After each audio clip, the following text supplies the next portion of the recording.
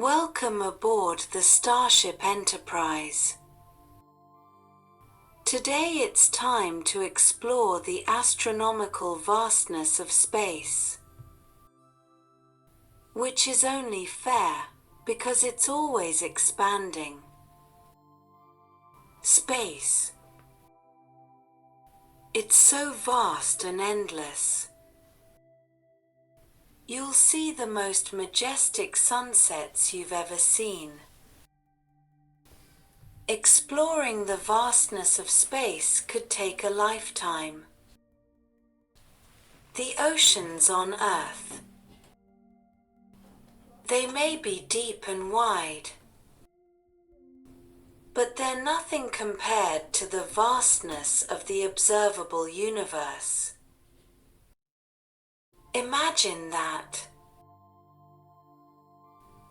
A timeless vast expanse of untapped resources, waiting for the right civilization to harness its power and move on to another stage of evolution. Today we will visit the mysterious planet Mercury. Permission granted. The Spaceship Enterprise is ready to accept passengers on board. Our spaceship, ready to take you on board and provide comfortable cabins, giving a feeling of complete comfort, relaxation, and safety. Now, boarding the plane, you see the modern interior of the spaceship. With advanced navigation system, cooling and heating systems, modern life support system, and wide-inch portholes for expanded all-round view of space. Now we ask you to go to the cabins and lie down comfortably in your bed. You feel amazingly comfortable. Your mattresses are cool and airy. Perfectly sewn sheets for a pleasant pastime on board the spaceship.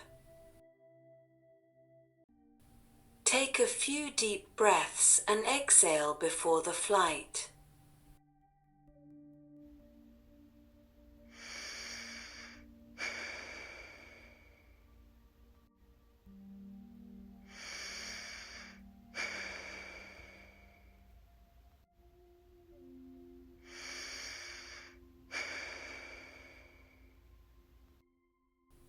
We will conduct sensory diagnostics of the whole body.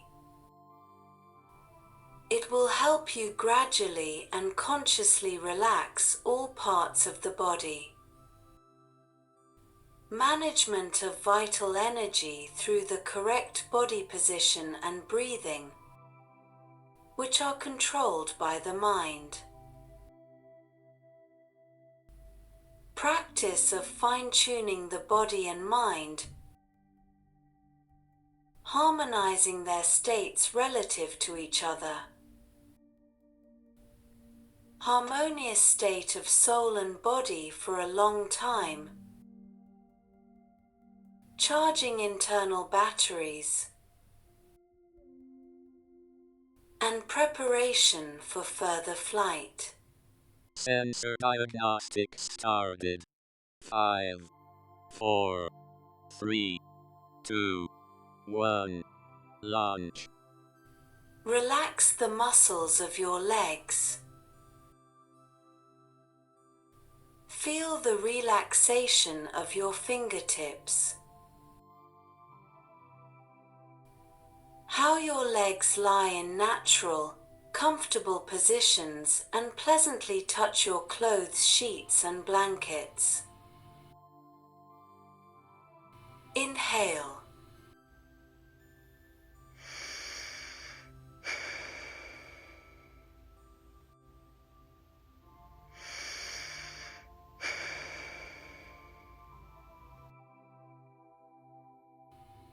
exhale.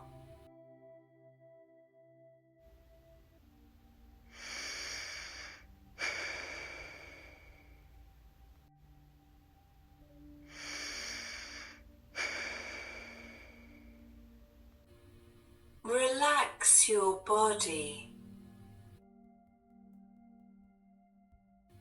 The spine straightens and muscle tension goes away. Pain caused by fatigue and overstrain disappears. The neck relaxes and blood circulation in the brain improves. Feel how oxygen fills your lungs. Your heart moves vital oxygen to all your organs. You feel a sense of security, relaxation, and peace. Feel how freely your arms are laying. Relax every muscle. Feel your fingertips.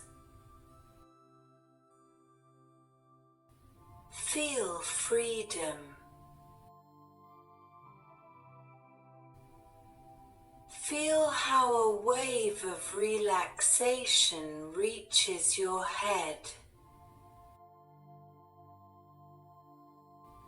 Relax your neck, your cheekbones, and the muscles around your mouth.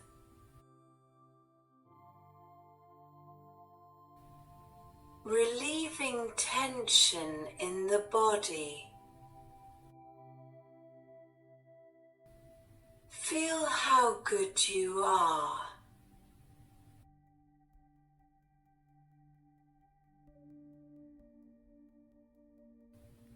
You feel maximally rested in a deeply relaxed state with a clear mind and a sense of inner peace and harmony.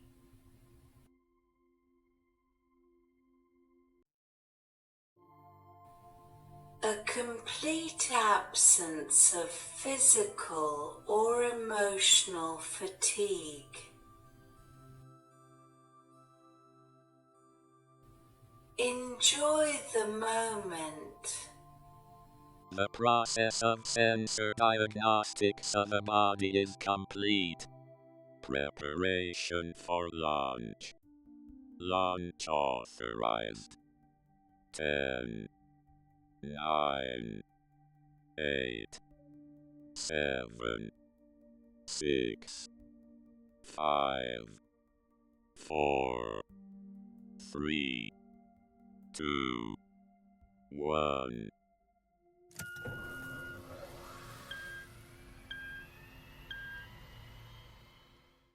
Dear passengers, the spaceship has successfully launched, and I ask you to take a few deep breaths in and out, and fill your body with life-giving oxygen. Breathe evenly and calmly. Very good. Return to your normal breathing rhythm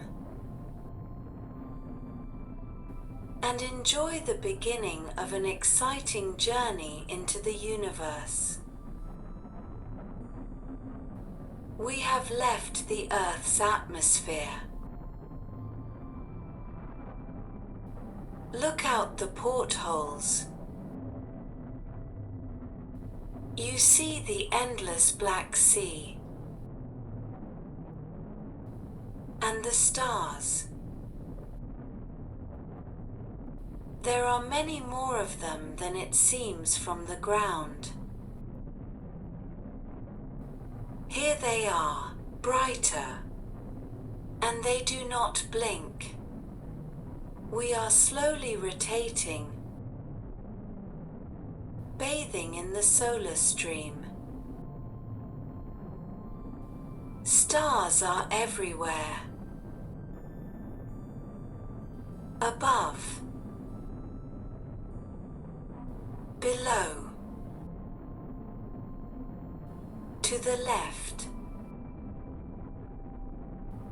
and to the right. We see the black cosmic sky, myriads of stars, the ashen moon, and the huge globe of the Earth. Look how beautiful our native land is. At the equator, is it emerging from night into morning? Do you see how quickly the horizon begins to brighten? A bright red strip encircles the entire Earth. Then it turns orange. Orange into blue. Light blue through blue halftone into violet. And then already the black velvet cosmic sky stretches. The bright light of the Milky Way magnificently contrasts with the blackness of space.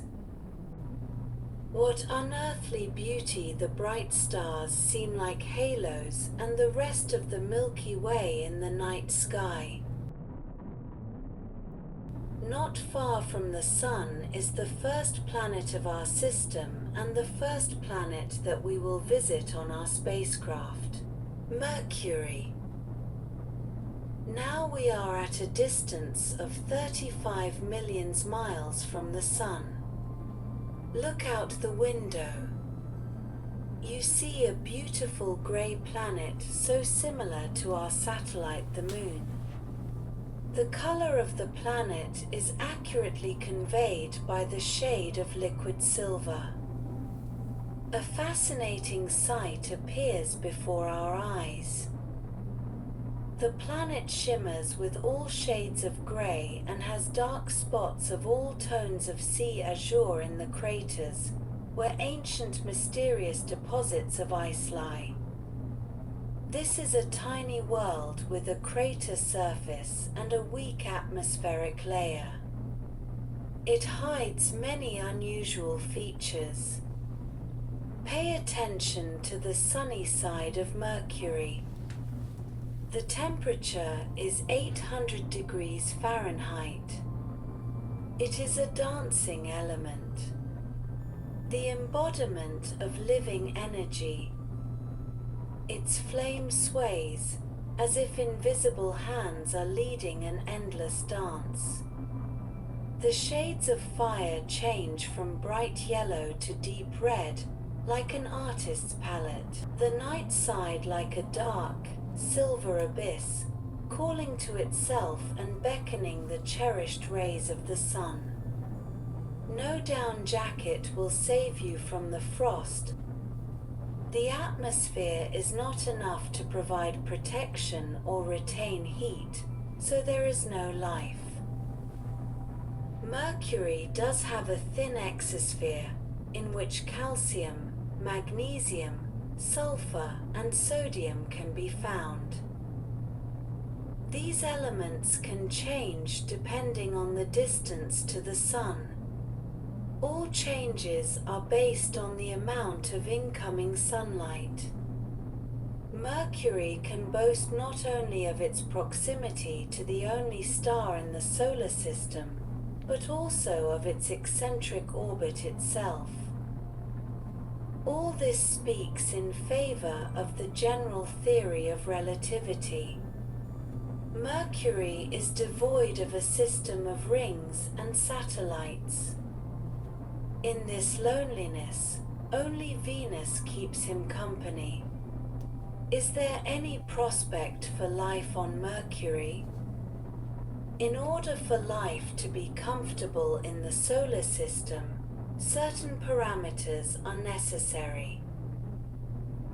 Among them, the correct temperature is taken into account, which will allow the water to remain in a liquid state for a long period of time. In addition, life would have to constantly fight for its survival. Several generations of species have changed on Earth due to asteroid impacts. The dinosaur story is a vivid illustration of the fact that nothing lasts forever.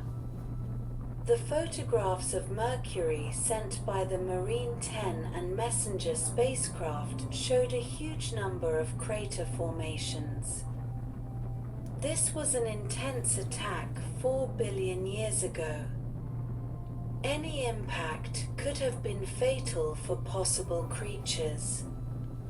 It could also have torn away most of the supposed original surface. That is why science is firmly convinced that there was no life on Mercury. There is not. And there never will be. This is facilitated by the inhospitable conditions and weak atmosphere of this majestic beauty.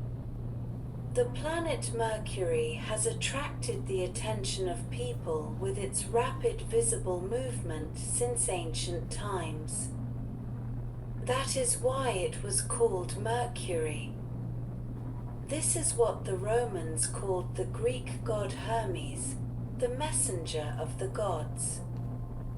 With winged sandals on his feet, a winged helmet on his head and a staff in his hands, the god Hermes rushed with the speed of thought from the heights of Olympus to the most distant ends of the world. The god Hermes was also considered the patron saint of travelers. On all roads and crossroads, and even in front of the doors of houses in ancient Greece, stone pillars with the head of Hermes were placed. He was the patron saint of travelers not only during their life, but even after their death. With his staff, he closed people's eyes, and they fell into a deep sleep. After that, he accompanied the souls of the deceased to the dark underground kingdom of Hades. Being the patron of trade, the god Hermes helped merchants make profits and collect wealth. He created letters and numbers, taught people to write, read, count, and measure. Therefore, he was also revered as the god of eloquence, and at the same time he was the god of lies, deceit, and theft. Hermes was considered an unusually skilled thief, unsurpassed in cunning and dexterity. As a joke, he once stole the staff of his father, the thunderer Zeus, stole the trident from the god Poseidon, the sword from the god of war Ars, and a bow and golden arrows from Apollo. Hermes showed wit, cunning, and an extraordinary ability to steal immediately after his birth. As soon as he was born, his mother Maia swaddled him and left him to sleep in the cradle, and Hermes immediately decided to steal the cows from Apollo's herd, which grazed in the green valley of Pieria. He crawled out of the swaddling clothes so quietly that even his mother, who slept next to him, did not hear anything.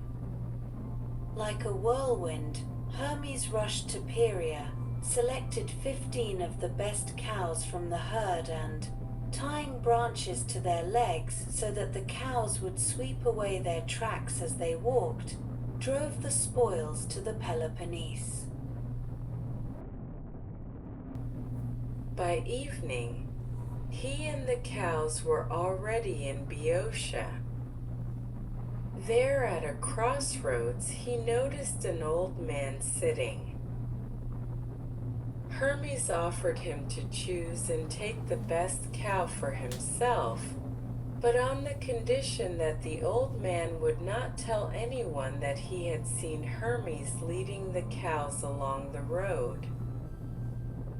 The old man was delighted, chose the best cow from the herd, and solemnly swore that he would not tell anyone anything. Hermes and his herd went on and soon found themselves in a cool forest. Then it occurred to him to check whether the old man would keep his promise.